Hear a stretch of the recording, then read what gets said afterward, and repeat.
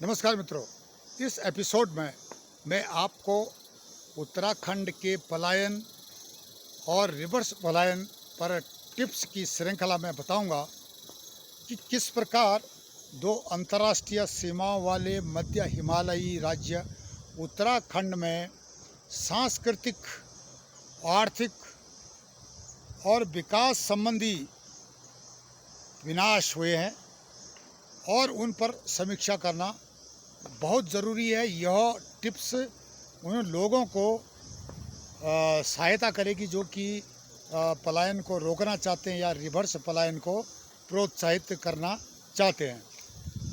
यहाँ पर बहुत बड़ी विडंबना है कि उत्तराखंड का बुद्धिजीवी या यहाँ का नागरिक यह सब बातें समझ रहा है, उसके बावजूद भी वह पलायन और रिवर्स पलायन पर बिल्कुल चुप है।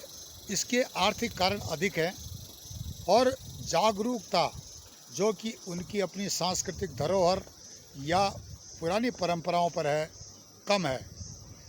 अरस्तू ने कहा था, जो समाज अपनी संस्कृति को खो देता है, अपने रीति रिवाजों को, अपनी भाषा इत्यादि को खो देता है, तो उसके पास सब चीज़ होने के बावजूद भी उसका अस्तित्व कुछ नहीं होता है। यही हाल कुछ मध्य हिमालयी राज्य उत्तराखंड का भी हो रहा है।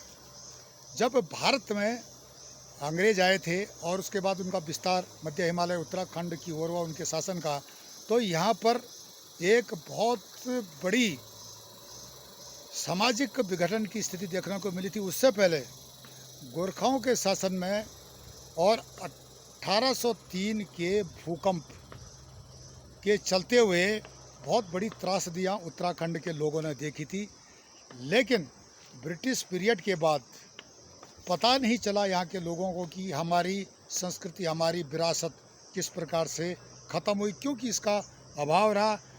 अकुशल प्रशासक थे जो कि इन चीज़ों को व्यवस्थित नहीं कर पाए। उनका जो है एक राजनीतिक प्रबंधन कुशल नहीं था। इन स्थितियों को देखते हुए एक समाज को इस दौर से गुजरना पड़ा कि जहाँ पर बहुत बड़ी संख्या में पलायन हुआ और 50 साल पहले जो पलायन था उसकी गति बहुत कम थी, पर लेकिन 5 दशक पहले के मुकाबले जो पलायन था उसने बहुत तेज़ गति पकड़ी भारत के आज़ाद होने के बाद।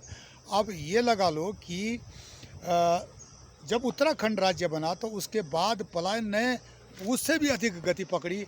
आप सोच सकते हो कि जहाँ पर पलायन रोकने की कल्पना लोग कर रहे थे, सपने देख रहे थे, पलायन बढ़ते गया।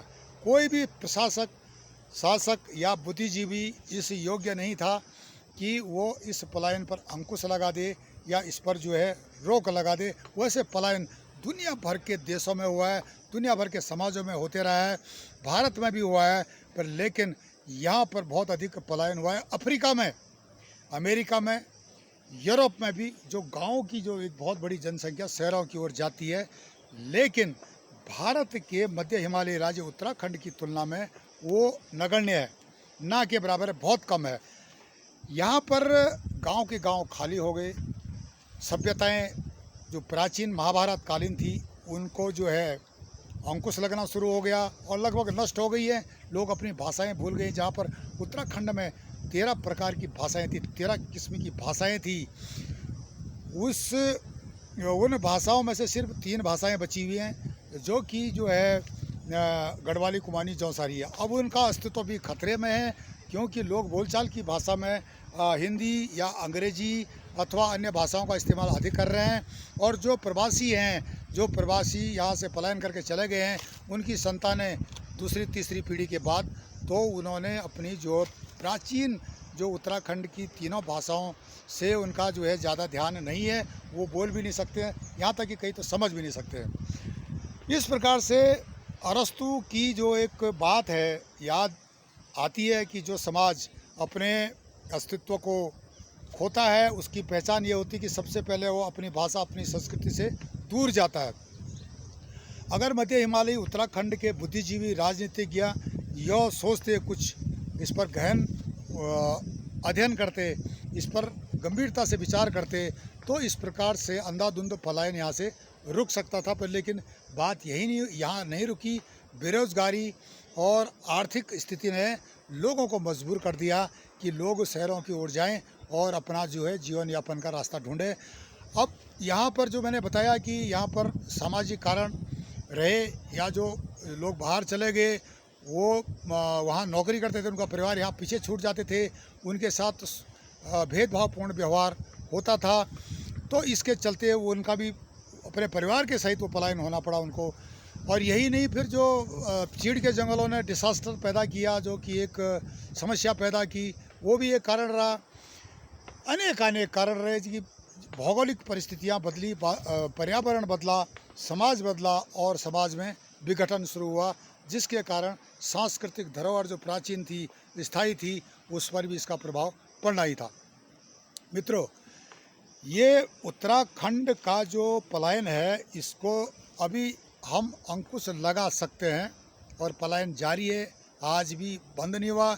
जो भी यहाँ सरकारी कर्मचारी हैं, नौकरी पहाड़ों में करते हैं, लेकिन ये पलायन की पहले सोचते हैं। अब सरकार को ये देखना पड़ेगा कि जो सरकारी कर्मचारी हैं वो सिर्फ उत्तराखंड में ही रहें, और अगर वो पलायन करते हैं तो उन पर कोई प्रतिबंध लगाए जाए या उनको रोका जाए। जो डॉक्टर, इंजीनियर यहाँ पहाड़ के संस्थानों से तैयार होते हैं, उनकी सेवाएं पहाड़ में ली जाएं, ये भी कानून बने। इस प्रकार के कानून लगभग अभी है नहीं मौजूद उत्तराखंड में, या केंद्र में कहीं भी नहीं है। तो जिसके कारण क्या है कि यहाँ पर पलायन बढ़ा है। दो अंतर्राष्ट्रीय सीमाओं वाले जो राज्य उत्तराखंड की सीमाएं नेपाल से और चीन से लगती है। चीन की नज़रें हमेशा भारत के खिलाफ रही हैं, अन्य राज्यों से भी उसकी सीमाएं लगती हैं, तो उसी प्रकार जो है उसकी सीमाएं नेपाल से भी लगती हैं, और नेपाल का इस्तेमाल उत्तराखंड या भारत के खिलाफ हमेशा चीन करते हुए आया है। जो पिछले वर्ष या उससे पिछले वर्ष आपने देखा किस प्रकार से जो है डिस्प्यूट थे भारत के और नेपाल के उत्तराखंड से लगी हुई सीमाओं पर, ये सारी चीज़ें आपको देखने को मिला। इस प्रकार से यहाँ पर जो है, अगर अब हमारी भारत की जनसंख्या स्थिर रहेगी, यहाँ पर लोग रहेंगे, यहाँ पर सुविधाएं रहेंगी, तो हमें अधिक सैनिक या हमारी सुरक्षा, भारत की जो सुरक्षा है वो सक्षम रहेगी, और चीन जैसे जो देश हैं विस्तारवादी, वो भारत की ओर नहीं बढ़ सकते हैं। आपने देखा चीन ने किस प्रकार से तिब्बत का अपहरण किया, कंबोडिया का अपहरण करने की सोच रहा है, और शिप पैक के बहाने पाकिस्तान का अपहरण लगभग हो चुका है। भूमि को अपहरण करना या उसका अपनी विस्तारवादी नीति को बढ़ाना चीन की परंपरा रही है। चीन की आज़ादी के बाद भारत पहले आज़ाद हो गया था, चीन बाद में आज़ाद हुआ, लेकिन वहाँ की खूनी क्रांति, हिंसक क्रांति ने चीन को एक अधिक खूनी पंजे वाला ड्रैगन बना दिया है, जो कि अब दुनिया के लिए एक समस्या पैदा हो गया है। जैसे कि चीन ने वुहान का जो लैब है वहाँ से वायरस पैदा किया, ये सारी चीज़ें हैं, ये मानवता के लिए खतरा है। उसी तरह उत्तराखंड के लिए भी चीन एक बहुत बड़ा खतरा है, भारत के लिए भी चीन बहुत बड़ा खतरा है। इस चीज़ को देखते हुए यहाँ पर पलायन को रोकना बहुत ही ज़रूरी है, और रिवर्स पलायन को प्रोत्साहित करना बहुत ही आवश्यक है। यहाँ पर हम देख सकते हैं कि गांव के गांव बंजर पड़े हुए हैं, लोगों के घर खंडर पड़े हुए हैं। कुछ ही टाउन हैं जहाँ पर कि जो है थोड़ी बहुत जनसंख्या है, जैसे कि गांव से छोटे टाउनों की ओर भी माइग्रेशन हुआ है, गांव वीरान पड़े हैं। और उत्तराखंड में घुसपैठिए म्यांमार से हों या अन्य पड़ोसी देशों से लगातार घुसते जा रहे हैं, इनको प्रोत्साहन मिल रहा है। वोट बैंक के बहाने भारत के अनेक राज्यों की तरह उत्तराखंड के तराई क्षेत्र में भी बहुत अधिक संख्या में रोहिंग्या इत्यादि पाकिस्तान के भी भारत के भेष में लोग वहाँ बैठे हुए हैं, और स्लीपर सेल बन चुके हैं पाकिस्तान की ISI और ISIS के स्लीपर सेल बन चुके हैं, जिनका उपयोग कि वो समय आने पर विघटनकारी तत्वों के लिए मदद के लिए करेगा। यहाँ की उत्तराखंड में कश्मीर के लोग भी कई बसे पड़े हैं और उनके बारे में पिछले वीडियो में मैंने डाला हुआ था। आप देख सकते हैं किस प्रकार से कश्मीरी भी यहाँ पर बसने शुरू हो गए हैं। कश्मीरी का उत्तराखंड में बसना एक आश्चर्यजनक है। अगर कश्मीरी जम्मू में बसता तो बात अलग है, पर लेकिन उत्तराखंड की ओर घुसपैठ होना ऐसा है कि ये एक साजिश आप कह सकते हैं, स्लीपर सेलों की भरमार है।